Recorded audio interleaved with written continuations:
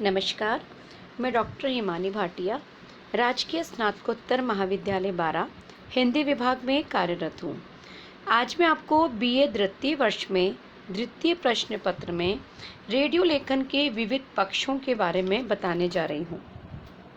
सबसे पहले हम देखेंगे कि रेडियो लेखन के विविध पक्ष कौन से हैं। संचार के आधुनिक माध्यमों में श्रव्य माध्यम की महत्ता किसी से छिपी नहीं है। श्रव्य माने सुनना। श्रव्य माध्यमों में रेडियो माध्यम की गणना होती है। यह एक ऐसा माध्यम है जो भारतीय जनमानस में अपनी गहरी जड़ें जमा चुका है। जब रेडियो माध्यम पहली बार भारत में सामने आया, तब यह केवल समाचार देने के ही उपयोग में आता था। धीरे धीरे इसका विकास होता गया और रेडियो माध्यम विविध कार्यक्रमों का स्रोत बन गया। आज स्थिति यह है कि रेडियो माध्यम पर्याप्त विकसित हो गया है और रेडियो लेखन विविधतापूर्ण रूप में हमारे सामने आने लगा है।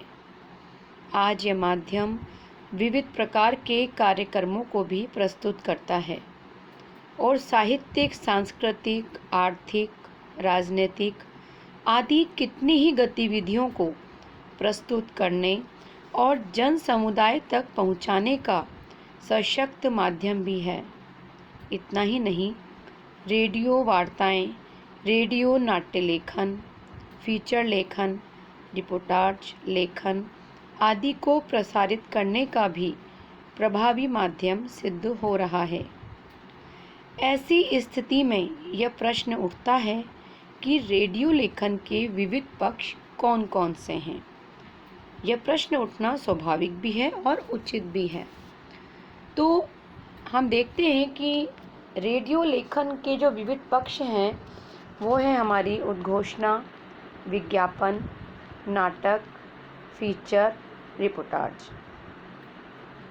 रेडियो लेखन के विविध पक्षों में उद्घोषणा, विज्ञापन, नाटक, रूपक, फीचर, रिपोर्टाज आदि प्रमुख हैं। ये विविध पक्ष क्या हैं और इनका स्वरूप क्या है, इनका संक्षिप्त परिचय मैं आपको थोड़ा सा दूंगी। कि सबसे पहले हम बात करते हैं उद्घोषणा। रेडियो लेखन के विविध पक्षों में पहला पक्ष उद्घोषणा है। उद्घोषणा एक प्रकार की घोषणा ही है। उद्घोषक रेडियो पर कार्यक्रमों की घोषणा करता है। वह यह बतलाता है कि आज कौन कौन से कार्यक्रम प्रसारित किए जाएंगे। यह सूचना रेडियो प्रसारण के शुरू होने से लेकर रात्रि को प्रसारण बंद होने तक बराबर चलती रहती है। उद्घोषक यह बता देता है कि कब समाचार सुनाए जाएंगे, कब वार्ता होगी, कब नाटक होगा, कब संगीत होगा, कब संगीत बजेगा, उसके बाद कब नृत्य का आगमन होगा, कब आपको कृषि विज्ञान के बारे में जानकारी दी जाएगी, उसके बाद आपको खेलकूद के बारे में जानकारी दी जाएगी। मतलब कहने का मतलब है अलग अलग विविध प्रकार के कार्यक्रमों की उद्घोषणा रेडियो प्रसारण से समय समय पे मतलब इन सब के माध्यमों से इन सब चीज़ों की चर्चा वो करते हैं।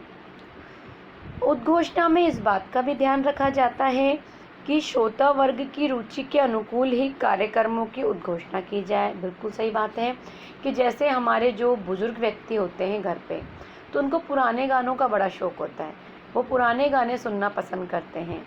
और जो हमारे किसान लोग होते हैं तो वो कृषि के बारे में जानकारी लेना पसंद करते हैं। आज तो हमारे हर घर में टीवी है, लेकिन कुछ समय पहले ऐसा होता था कि गांव में जब रेडियो सुनाई देता था तो रेडियो से ही उनको सारी जानकारी मिलती थी। तो उनमें एक उत्सुकता रहती थी कि कैसे खाद, कैसे बीज, कैसी चीज़ें होनी चाहिए जो हमारी फसल के लिए अच्छी हों। तो उनको ये सारी जानकारी रेडियो के माध्यम से ही मिलती थी। कहने का तात्पर्य यह है कि श्रोता वर्ग की जो रुचि के अनुकूल ही कार्यक्रमों की उद्घोषणा की जाए।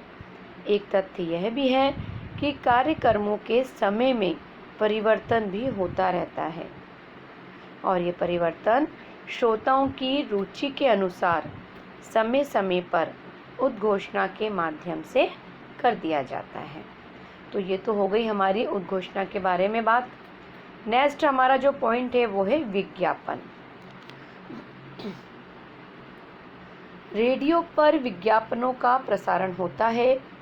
इसके लिए लेखन में काफ़ी सावधानी रखनी पड़ती है। विज्ञापन शब्दों, चित्रों और आलेखों आदि के सहयोग से तैयार की गई ऐसी सूचनाप्रद विज्ञप्ति है जो उपभोक्ताओं को प्रभावित कर अपने उत्पादन को खरीदने के लिए उन्हें तैयार करती है। विज्ञापन जिज्ञासा भी पैदा करता है और उसका समाधान भी बताता है। यही कारण है कि विज्ञापन जैसी विधा आज पर्याप्त लोकप्रिय होती जा रही है। तीसरा पॉइंट है हमारा नाटक। नाटक से अभिप्राय रेडियो के संदर्भ से कि रेडियो नाटक से लिया जाता है। यह एक आधुनिक विधा है। इस विधा के माध्यम से विभिन्न विषयों, घटनाओं, भावों और वातावरण को प्रस्तुत किया जाता है। यह श्रव्य माध्यम है, इस कारण इसे रेडियो नाटक या श्रव्य नाटक भी कहा जाता है।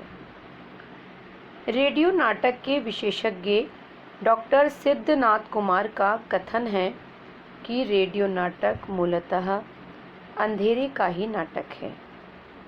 अदृश्य अंधकार ही इसका रंगमंच है।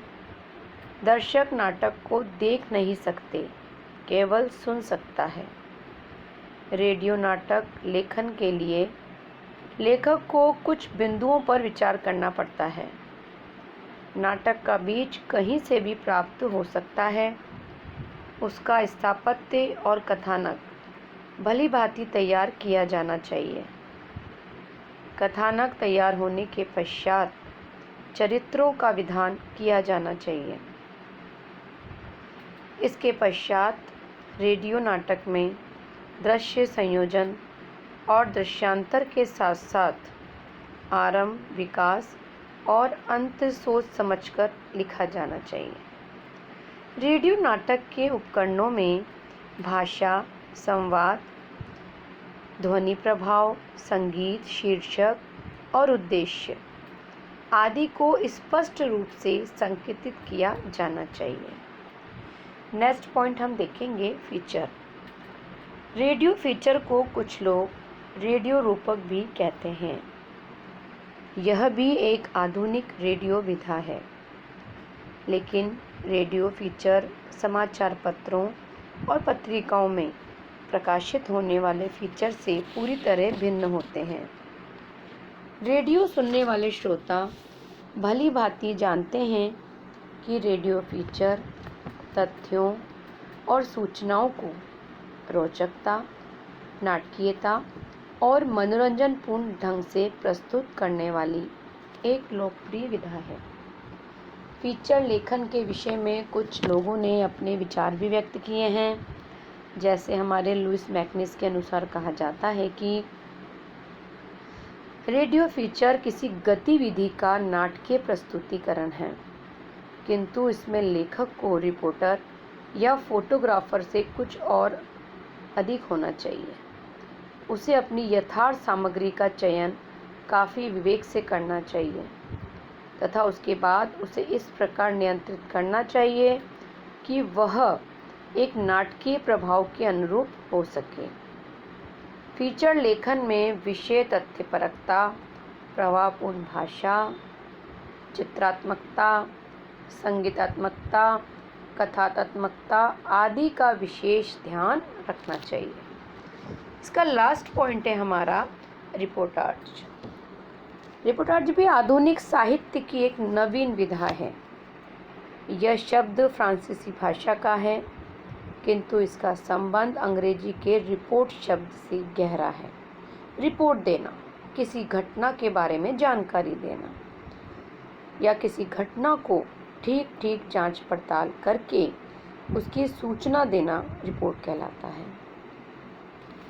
सूचना देने अथवा संवाद भेजने का काम रिपोर्टिंग कहलाता है। वास्तव में पत्रकारों की रिपोर्टिंग ने ही रिपोर्टाज जैसी विधा को जन्म दिया है। रिपोर्टाज के विषय में विद्वानों के अलग अलग मत हैं। कुछ विद्वानों ने रिपोर्टाज को वर्ण्य विषय का आँखों देखा और कानों सुना विवरण माना है, तो कुछ ने घटनाओं का ऐसा वर्णन है कि वस्तुगत सत्य पाठक के हृदय को प्रभावित कर ले, रिपोर्टाज स्वीकार किया है।